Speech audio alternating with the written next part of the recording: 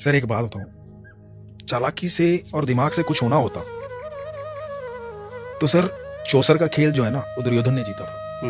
और पूरी जिंदगी चालाकी की थी, चालाकी की पराकाष्ठा थी वो, है ना। 18 दिन लगे सर, सिर्फ 18 दिन इतिहास पलटने, नामो निशान खत्म हो गया। क्योंकि इधर जो व्यक्ति था ना वो सरलता से चल रहा था, साधारण तरीके से चल रहा था, विश्वास से चल रहा था, अपना कर्म ईमानदारी से कर रहा था जो उसके हिस्से आया था। वो अर्जुन था सर, वो इतना अच्छा इंसान था सर। आप देखो भगवान ने बहुत कुछ सिखाया सर। आप देखो मैं हर चीज को जोड़ के देखता हूं, वो 125 साल जो ठाकुर जी रहे हैं ना धरती पर, वो 125 साल बहुत महत्वपूर्ण है सर।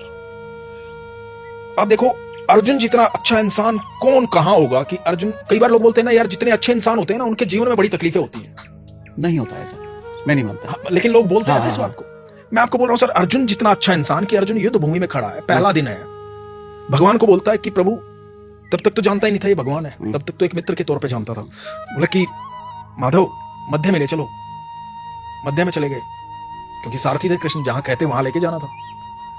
मध्य में चले गए, बोले कि मैं देखना चाहता हूं कौन कौन युद्ध करने आया है। तो सामने देखा पितामह भीष्म खड़े हैं, गुरु द्रोण खड़े हैं, दुर्योधन खड़ा है, कर्ण खड़ा है, महारथी खड़े हैं। उस समय के भारत के सबसे बड़े महारथी उस मैदान में थे, सबसे बड़े वाले, और सब इसके विपक्ष थे। जहां कहा जाता है कि अर्जुन ने एक बार ये कहा था कि सब मेरे खिलाफ हैं प्रभु माधव, और ठाकुर ने कहा था पर मैं तुम्हारे साथ हूं पार्थ। तो ये चाहे दुनिया पूरी खिलाफ हो, पार्थ के साथ कृष्ण थे। तो अब ये देखो कि अर्जुन क्या कह रहा है, बड़ी महत्वपूर्ण बात है। अर्जुन कह रहा है कि माधव वापस चलो, मुझे युद्ध नहीं करना। जिस आदमी को जिंदगी भर त्रास दिया गया, जिंदगी भर तकलीफें दी गई, एक राजा का बेटा होते हुए जिंदगी भर जंगलों में अपनी मां के साथ, अपनी पत्नी के साथ भटकाया, वो बार बार अपमानित किया गया, जिसकी पत्नी को भरी सभा के अंदर चीरहरण करने का प्रयास किया गया, ये वो लोग सामने खड़े हैं जिन्होंने इतना पाप किया है, पूरी जिंदगी नरक बना के रखी है अर्जुन की।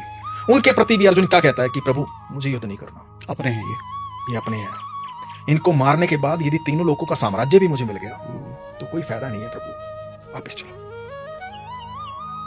सर जिस दिन आप इतने सरल हो जाओगे ना, उस दिन आपका रथ श्री कृष्ण हाकेंगे। ये बहुत बड़ा चैप्टर है सर।